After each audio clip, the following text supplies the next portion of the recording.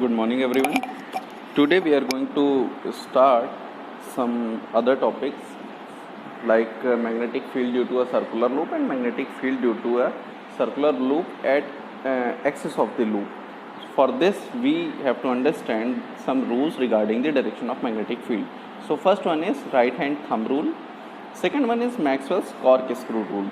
So first one is that if we hold the straight conductor in the grip of our right hand in such a way that the extended thumb points in the direction of current, then the direction of the curl of the fingers like this, alright, then the direction of the curl of the fingers will give the direction of the magnetic field. Alright, next is magnetic corkscrew rule, Maxwell's corkscrew rule. If a right-handed screw be rotated along the wire during tightening of the screw or the screw using the screw driver, all right.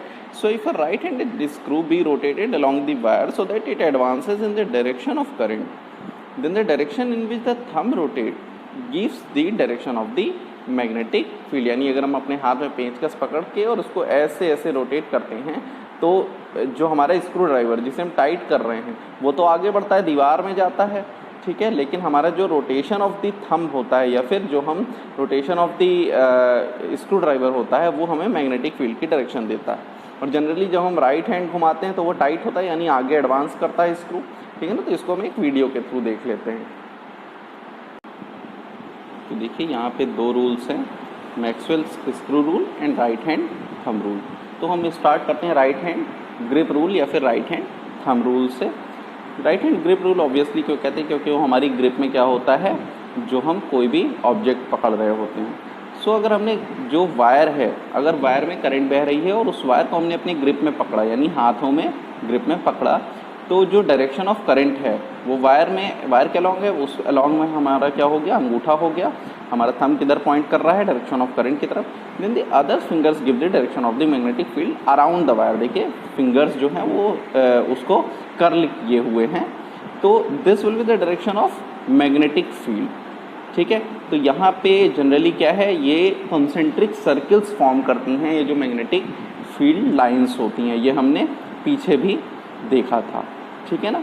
तो this is our right hand grip rule. और इसमें जो भी कुछ magnetic field होता है वो circular path पे होता है और करंट स्ट्रेट लाइन होती है. सिमिलरली ऐसा ही हमारा ये जो मैक्सवेल स्क्रू रूल है वो भी होता है, उसको देख लेते हैं. देखिए यहाँ पे ये राइट हैंडेड स्क्रू, अगर हम राइट हैंड से स्क्रू टाइट करते हैं, देखिए कुछ स्क्रू ड्राइवर्स और ये स्क्रूज हैं अगर वो लेफ्ट हैंडेड हैं, लेकिन जनरली आइडियली क्या होता है कि राइट हैंडेड होते हैं, मतलब राइट साइड घुमाने में स्क्रूज टाइट होते हैं दीवार में. तो अब देखिए जब हम राइट हैंड उसको घुमाएंगे स्क्रू ड्राइवर को, तो ये जो हमारा स्क्रू है ये आगे की ओर एडवांस करेगा, ठीक है, एडवांस करेगा. यानी ये आगे का एडवांसमेंट ऑफ स्क्रू क्या बताता है, करंट. और जो कर्लिंग हो रही है वो हमारे हाथ भी उसी तरह घूमेगा, रोटेट करेगा, और स्क्रू ड्राइवर भी उसी तरह रोटेट करेगा. The direction of rotation will be the direction of magnetic field, ठीक है ना. तो ये दोनों सिमिलर ही हैं, कोई खास डिफरेंस दोनों में नहीं है, ठीक है. तो ये थे हमारे दोनों रूल्स जो कि बहुत ज़्यादा इंपॉर्टेंट हैं. अब अगला हम टॉपिक देखते हैं.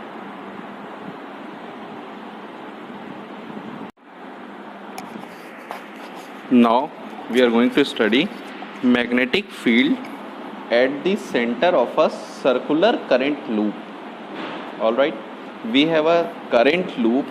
Usually when we make a current loop we take a circular path, but here wires are conducting electricity, so it should not be touched. तो यहाँ पे हमने माना कि करंट जो है क्लॉकवाइज डायरेक्शन में फ्लो कर रही है, clockwise. Alright, here it is a circular current loop having this separation is very very small. Its radius is small r and the total circumference of the loop is a small l. If I say it is a small l. Now we can write consider a circular loop of wire of radius r carrying current I. Now we used to calculate its magnetic field at the center O. Magnetic field at the center O. The entire loop can be divided into a large number of small current element as we done in our Biot-Savart law. So we can divide, or this we can consider very small current loop, current element, that is, if I say its length is dl. dl is a vector quantity. It is actually the position change or the displacement. So now in this dl length current element, current I is flowing. So the current element will be I into dl. Alright. Now as radius is r, so we can take the distance as distance at the point where the magnetic field is to be calculated and between the current element. So it is r vector. If we take this current element here or here or here or anywhere over the current loop, the distance will be r vector from the center O. So r will be same. Now considering this current loop according to Biot-Savart law, according to Biot-Savart's law, what will be the magnetic field at this center? We will write, if I say for this small current loop dl or the IDL, when we say current loop we will say I dot dl. So this will be dB vector, which is a vector quantity magnetic field due to this small element only. So it is mu naught upon 4 pi I dl. If you remember the Biot-Savart law, I dl cross r vector upon r cube. Alright, here the direction is also involved. So field at point O will be the direction of the field at point O will be explained or derived from the right hand rule, and that is we have to consider the direction of current. हमें अपनी हथेलियों को direction of current में रखना है, ठीक है। उसके बाद क्या करना होता है, जिस पॉइंट पे हम निकाल रहे हैं उस पॉइंट की तरफ अपनी उंगलियों को मोड़ना होता है। तो देखिए डीएल ऊपर की तरफ यानी आई डीएल करंट एलिमेंट ऊपर की तरफ, तो हमने ऐसे रख लिया हथेली। अब हमें मोड़ना है ओ की तरफ, शॉर्टेस्ट पाथ ये वाला। हम ऐसे करके ऐसे घूम के नहीं जा सकते, ठीक है ना। तो DL to R, so we have to curl our fingers, so our palm should be like this position, so our thumb will be directed towards downward. हमारा thumb जो होगा वो ऐसे कैसे होगा, नीचे की तरफ होगा। तो thumb जब नीचे की तरफ होगा, so the direction of the magnetic field at the center for the clockwise current will be towards the plane of the perpendicular to the plane of the paper, inside the plane or the perpendicular to the plane of the paper. All right, so this will be our direction of current only for this loop. अब इस तरह के कितने भी loop लेंगे सभी के लिए यही वैल्यू आएगी, अलग अलग डीबी निकलता जाएगा, लेकिन वैल्यू यही रहेगी। और सभी की डायरेक्शन नीचे की तरफ, यानी सभी डीबीज यानी सभी magnetic field just because of this Biot-Savart law follows superposition principle, these dBs will be added up. So considering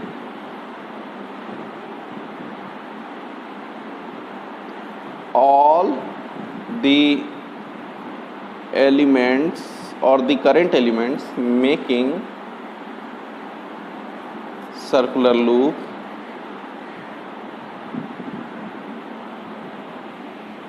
the field, the magnetic field, the magnetic field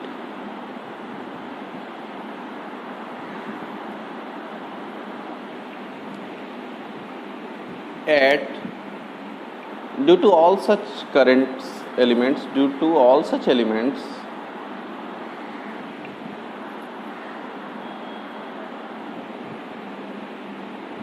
will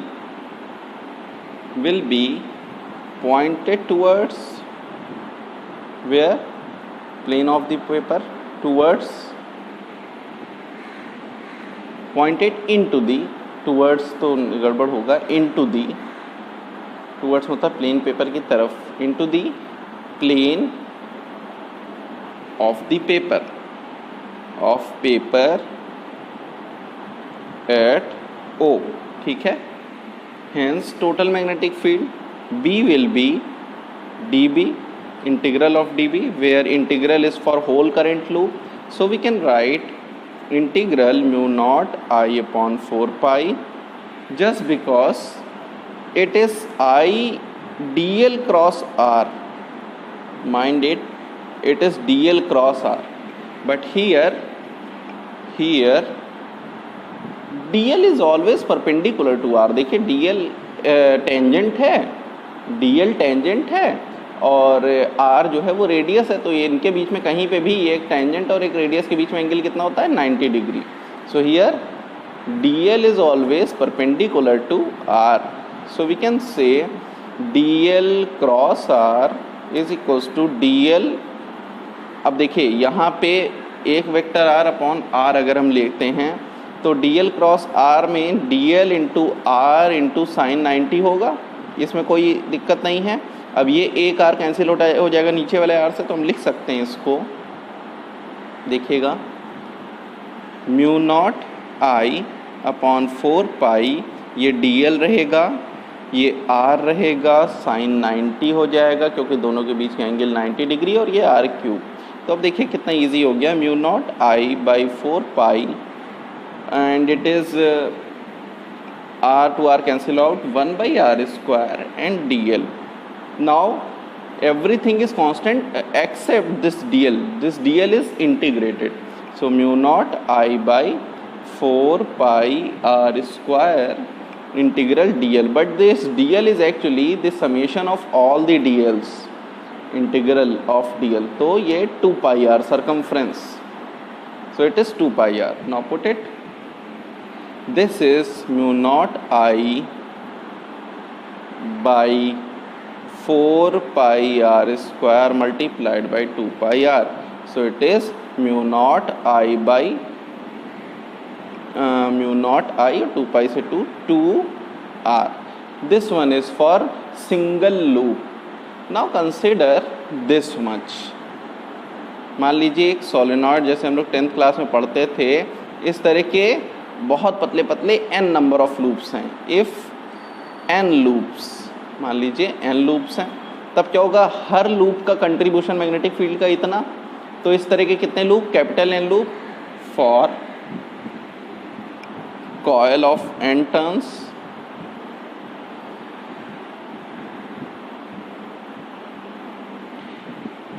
bounded over one another, magnetic field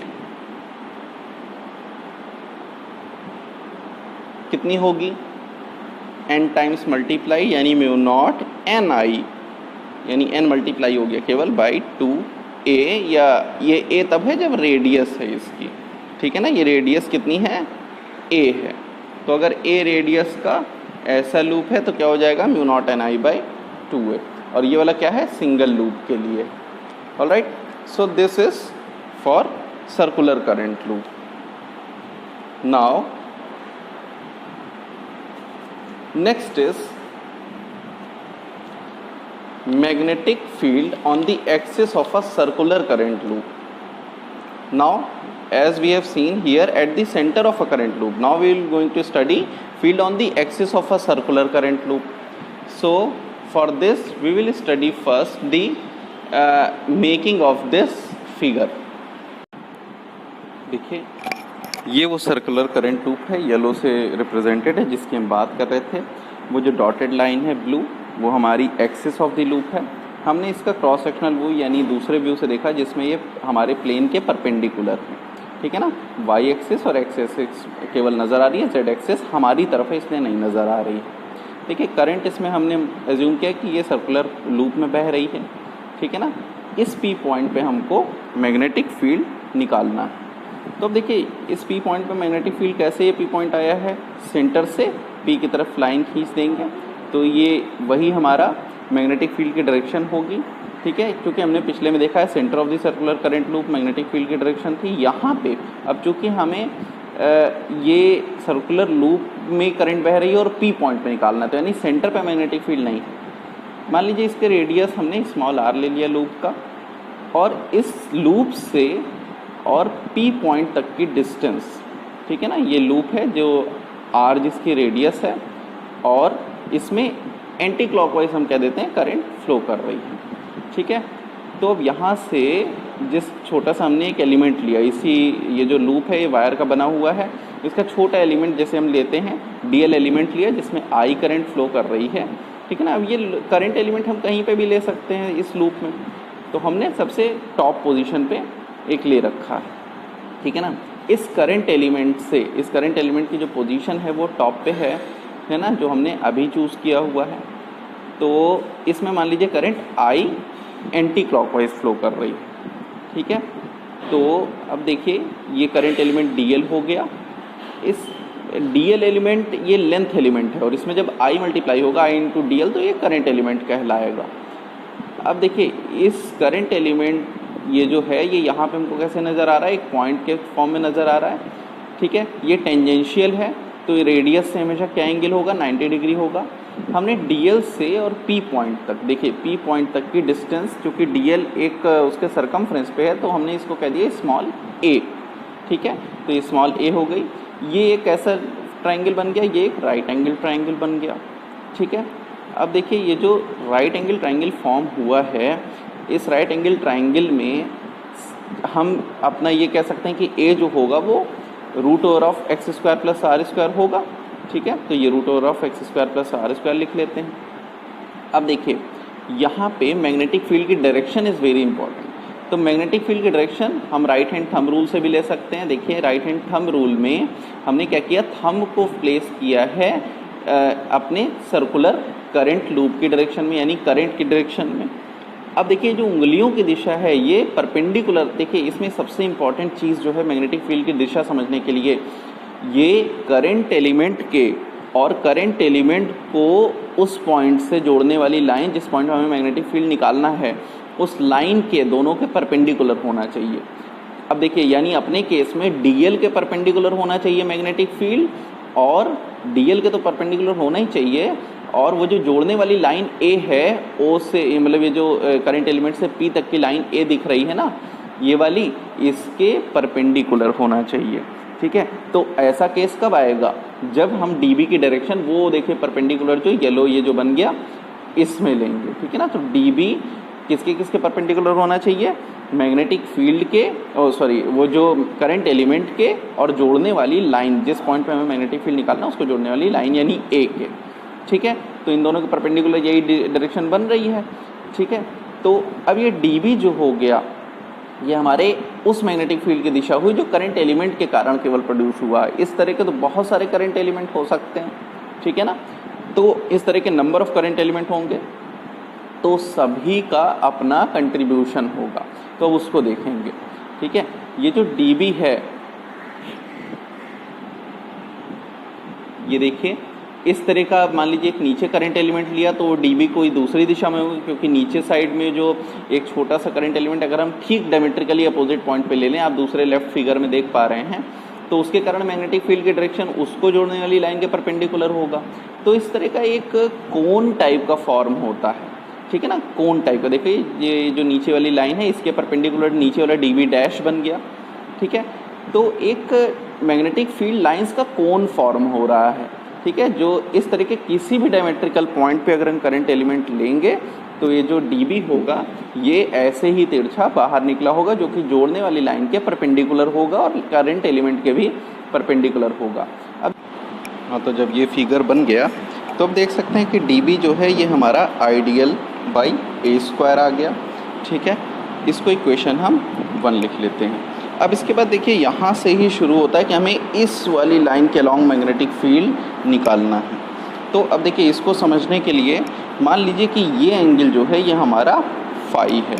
अब अगर ये angle phi है तो इन lines यानी ये जो एक line चली जा रही है ये वाली लाइन है और ये जो स्ट्रेट लाइन है, इन दोनों ही लाइन के बीच का एंगल फाई है, तो इनके परपेंडिकुलर्स के बीच का एंगल भी फाई होगा। यानी ये एक हुआ, ये वाली लाइन, तिरछी वाली लाइन का परपेंडिकुलर डी भी हुआ और एक्सिस का परपेंडिकुलर ये वाली लाइन हुई स्ट्रेट वाली, तो इनके बीच का एंगल भी क्या हुआ, फाई हुआ। अब अगर ये फाई हो गया तो डीबी को हम किसी भी एक, चाहे ये वाले डीबी को चाहे ये वाले डीबी को, इस तरह के इनफाइनाइट नंबर ऑफ डीबीज होंगे अलग अलग दिशा में, एक आपकी तरफ है, ऐसे ऐसे इस तरह से बहुत सारे, जैसे एक कोन फॉर्म होता है ना कि एक कोन इस तरह का फॉर्म हो गया इस तरह से, जैसे ट्रायंगुलर कोन होता है उस तरह से, तो डीबी खूब सारे आ जाएंगे। तो हमने किसी एक को लिया है, इसका दो कंपोनेंट होंगे, एक ये डीबी कॉस फाई जो कि एंगल की तरफ है और इसके परपेंडिकुलर यानी ये वाले दिशा में, यानी ये जो परपेंडिकुलर दिशा में क्या होगा, डीबी साइन फाई।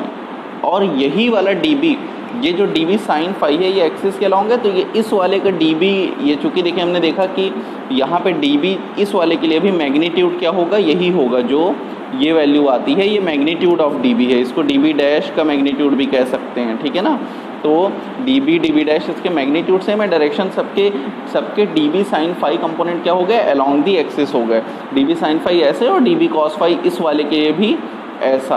तो आप देख पा रहे हैं कि हर डीबी कॉस फाई के लिए एक अपोजिट में डीबी कॉस फाई मिलेगा और हर डीबी साइन फाई सेम दिशा में होगा, तो हर डीबी कॉस फाई अपोजिट वाले डीबी कॉस फाई को कैंसिल करेगा, ठीक है। लेकिन डीबी साइन फाई सभी क्या हो जाएंगे, एक ही दिशा में वेक्टर होते जाएंगे, तो एडिंग होती चली जाएगी। तो अब देखिए यानी हम लिख सकते हैं ये dB can be dB cos phi will be cancelled when we consider the whole loop. All right, so dB cos phi will be cancelled, so magnetic field along axis at P will be B is equals to integral dB sine phi, जितने भी dB sine phi अलग अलग DL component यानी अलग अलग line element से बने होंगे वो सभी का समेशन। अब देखिए यहाँ पे क्या क्या दिया हुआ है, अपने फिगर से आप थोड़ा पीछे पलट के देखेंगे तो साइन फाई जो है वो कितना होगा, तो यहाँ से साइन फाई, ये वाला एंगल फाई है, परपेंडिकुलर ये वाला हो गया, ये हो गया हाइपोटेनस, यानी परपेंडिकुलर अपॉन हाइपोटेनस यानी r बाई ए, ठीक है ना, r बाई ए, तो sine phi is equals to r by ए।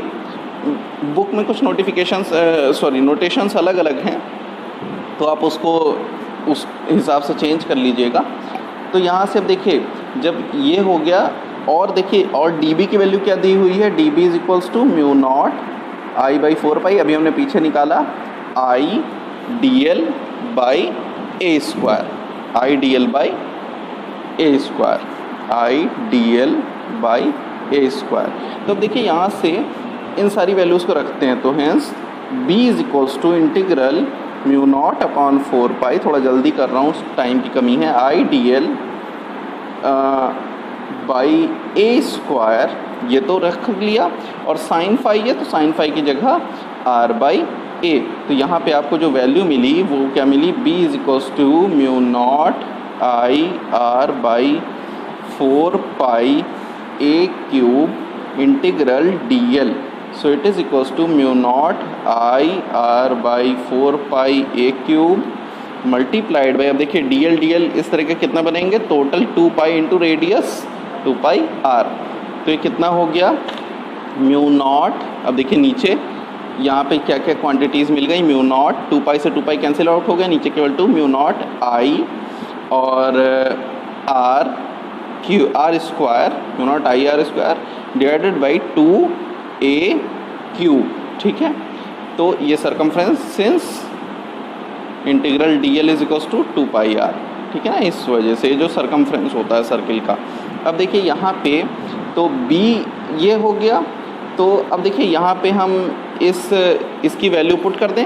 ये जो a है, a हमने क्या निकाला था, R square plus S square X square, तो mu naught I R square divided by 2 क्या निकाला था, X square plus R square का होल की पावर क्यूब, ठीक है ना। तो ये लिख सकते हैं, लेकिन वो रूट में था तो बाई 2b, ठीक है ना। क्यों, सिंस जो आपका a था वो कितना था, root over of R square plus X square, जहाँ x वो एक्सियल डिस्टेंस थी p की सेंटर से।